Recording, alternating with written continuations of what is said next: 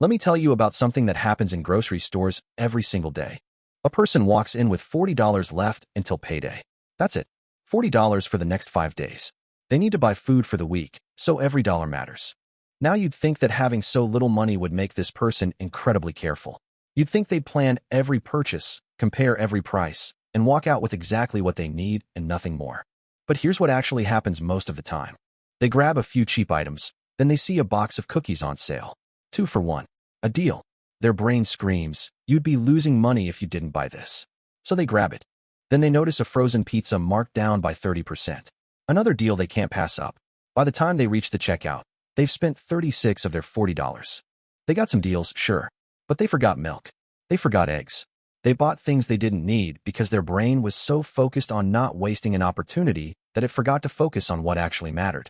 This isn't a story about being bad with money. This is a story about what happens to your brain when it believes there isn't enough. And that belief, that feeling of not having enough, does something to your thinking that almost nobody understands. It's called the scarcity mindset.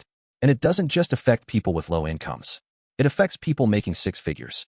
It affects business owners. It affects people with money in the bank who still feel like it could all disappear tomorrow. And the worst part? The decisions it pushes you toward are almost always the exact opposite of what would actually help. Before we talk about money, let's talk about what scarcity actually does to your brain, because this is where things get fascinating. A few years ago, researchers ran an experiment that changed how we understand decision-making. They took 2 groups of people and gave them a simple puzzle to solve. But before the puzzle, they asked each group a question. The first group was asked to imagine their car had broken down and the repair would cost $150. The second group was asked to imagine the same breakdown, but the repair would cost $1,500. Here's what's interesting. For people with comfortable incomes, the size of the repair bill didn't affect their performance on the puzzle at all. But for people with tight finances, the group that imagined the $1,500 repair performed significantly worse on the cognitive test. Their IQ scores dropped by an average of 13 points. 13 points. That's the difference between normal and borderline impaired thinking.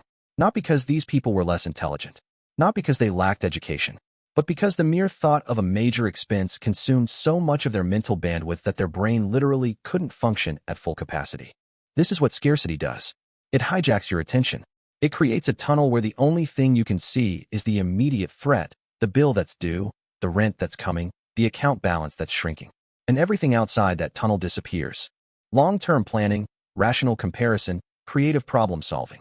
All of it gets pushed aside because your brain has decided that survival mode is the only mode that matters right now. And here's the cruel part. The people who most need to make smart, careful, strategic financial decisions are the ones whose brains are least equipped to do so. Not because of who they are, but because of what scarcity does to the human mind. Now let's bring this into everyday financial life, because scarcity doesn't just show up when you're broke. It shows up in patterns that most people never recognize. Think about someone who grew up in a household where money was always tight. Maybe the parents argued about bills. Maybe there were months where dinner was whatever was cheapest. Maybe the electricity got shut off once or twice. That child absorbs something deep, something that goes beyond memory. They absorb a belief. The belief that money is scarce, that it's unreliable, that it can vanish without warning. Now fast forward 20 years. That child is an adult with a decent job, a steady paycheck, maybe even some savings. By any objective measure, they're doing fine. But inside their head, the scarcity alarm never turned off. It's still ringing, quiet but constant, coloring every financial decision they make. And it shows up in ways that seem completely contradictory. Sometimes it looks like extreme hoarding. They refuse to spend money on anything, even things they need. They drive a car that's falling apart because buying a reliable one feels too risky. They skip doctor's visits because the copay feels like a threat. They save obsessively but never invest because investing means the money could disappear, and disappearing money is the thing they fear most. Other times, it looks like the exact opposite. They spend impulsively, almost recklessly, because some part of their brain believes the money won't last anyway. There's a deep, unconscious logic that says, if it's going to be gone tomorrow, I might as well enjoy it today. So they buy things they don't need, treat people to meals they can't afford, and live paycheck to paycheck even when their paycheck is perfectly good. Both behaviors look completely different on the surface. One person looks disciplined, the other looks irresponsible. But underneath, they're driven by the exact same engine, a brain that fundamentally believes there will never be enough. Let's go even deeper, because the scarcity mindset doesn't just change what you buy. It changes what you see. There's a concept in psychology called attentional bias. It means your brain automatically pays more attention to things that are related to whatever you feel you're lacking. If you're hungry, you notice every restaurant sign on the street. If you're lonely, you notice every couple holding hands. And if you feel financially scarce, you notice every price tag, every bill, every expense, every potential cost. This sounds like it should be helpful, right? Being hyper-aware of costs should make you better with money. But it actually does the opposite. Because when your entire attention is locked onto costs, you become blind to value. Here's a simple example. Two people are looking at an online course that teaches a high-income skill. The course costs $500. The person with an abundance mindset looks at this and thinks, if this skill helps me earn even an extra $1,000 a month, this is the best investment I'll ever make. The person with a scarcity mindset looks at the same course and thinks, $500. I can't lose $500. They see the cost. They can't see past it to the return. And this is how scarcity keeps people stuck. Not by making them poor, but by making them unable to recognize opportunities. They're so busy protecting what they have that they can't see the moves that would give them more. It's like playing chess, but only ever thinking about defense. You might not lose any pieces, but you'll never win the game either. This is why you'll see people who refuse to spend $50 on a book about investing, but will happily spend $50 on a meal they'll forget by next week. It's not that they're stupid. It's that scarcity has rewired what their brain categorizes as a threat versus a reward. Spending on something with a delayed payoff feels like losing. Spending on something with an immediate payoff feels like surviving. Now here's something that makes the scarcity mindset even more dangerous. It's self-reinforcing. Think about it like a feedback loop. You feel like there's not enough money, so you make short-term decisions to protect yourself. You take the cheaper option even when it costs more over time. You avoid investing because it feels like gambling. You never negotiate your salary because you're just grateful to have a job at all. You buy the cheapest version of everything, and then you replace it 3 times in a year, spending more than if you just bought the quality version once. Each of these decisions, made from a place of scarcity, produces results that confirm the scarcity. You end up with less money, less growth, fewer opportunities. And then your brain says, see, I told you there wasn't enough. The belief creates the behavior. The behavior creates the outcome. The outcome reinforces the belief. And round it goes, year after year, sometimes for an entire lifetime. There's actually a term for one of the most common traps in this cycle. It's called the boots theory of economics, and it comes from a surprisingly wise observation. A rich man buys a pair of quality boots for $50. They last 10 years. A poor man buys a pair of cheap boots for $10. They fall apart in a year. Over 10 years, the poor man spends $100 on boots and still has wet feet. The rich man spent half as much and stayed dry the entire time.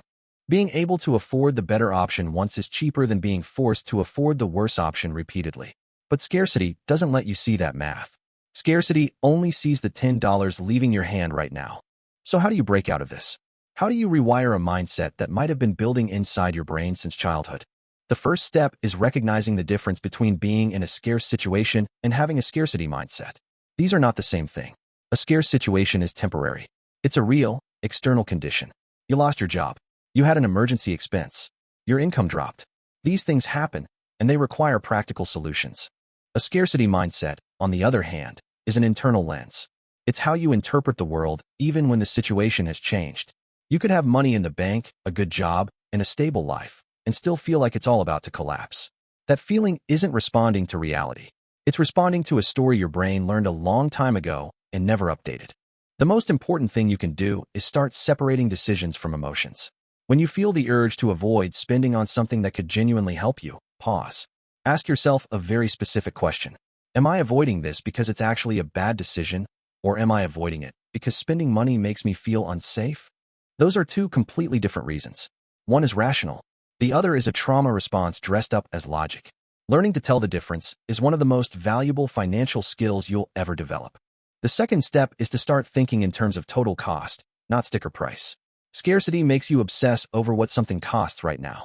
But real financial intelligence is about what something costs over time. The cheap car that breaks down every 3 months. The free app that wastes hours of your time. The low-paying job you won't leave because the certainty feels safe even though it's costing you hundreds of thousands of dollars in lost career growth over a decade. Every time you make a decision, train yourself to zoom out. Don't just look at the price tag. Look at the price of the path. Where does this choice lead in 1 year, 5 years, 10 years? What does it cost you not just in money, but in time, energy, stress, and missed opportunities? The third step might be the hardest, but it's also the most transformative. You have to practice abundance in small ways before you can think abundantly in big ways. This doesn't mean being reckless. It doesn't mean pretending you have money you don't have. It means making small, deliberate choices that signal to your brain that there is enough. Maybe it's buying the slightly better version of something you use every day. Maybe it's tipping generously once this month. Maybe it's investing a small amount, even $20, into an index fund, not because $20 will make you rich, but because the act of investing tells your brain something powerful. It says, I believe there will be more. I believe in a future where I have more than I do today. That belief, practiced over time, rewires the scarcity loop. It doesn't happen overnight. It doesn't happen with one decision. But little by little, the tunnel starts to widen. You start seeing options you couldn't see before. You start making choices based on where you want to go instead of what you're afraid of losing. Here's what I want you to take away from everything we've talked about today. The scarcity mindset isn't a character flaw. It's not a sign of weakness or stupidity. It's a survival mechanism. Your brain developed it to protect you during a time when resources really were limited and threats were real. In some ways, it did its job. It kept you alert. It kept you cautious. It helped you get through difficult times. But survival and growth require completely different strategies. The instincts that help you survive a crisis are the same instincts that prevent you from building wealth. Clinging, hoarding, fearing, avoiding. These are useful when the house is on fire. They are devastating when you're trying to build a new one. The shift from scarcity to abundance isn't about ignoring reality. It's about expanding what you allow yourself to see. It's about giving yourself permission to believe that smart risks can pay off, that investing in yourself isn't wasteful, that spending money on the right things at the right time isn't losing money, but redirecting it towards something better. Most people think their financial problems are about math. They think if they just earned a little more, saved a little more, found the right budget app, or the right side hustle, everything would click into place. But the truth is, the biggest financial battle you'll ever fight isn't in your bank account. It's in your mind. It's in the invisible stories you carry about what money means, who deserves it, and whether there will ever be enough. Change the story, and the numbers will follow. Because the most expensive thing you'll ever own isn't your house, your car, or your debt. It's a mindset that keeps telling you there isn't enough, especially when there finally is.